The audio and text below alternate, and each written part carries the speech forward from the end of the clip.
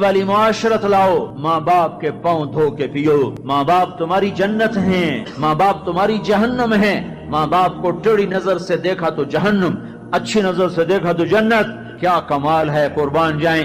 میرے نبی نے کہا جب بیٹا ماں باپ کو محبت سے دیکھتا ہے، ماں کو دیکھے یا باپ کو دیکھے، تو اس کے لیے ایک حج کا ثواب لکھا جاتا ہے۔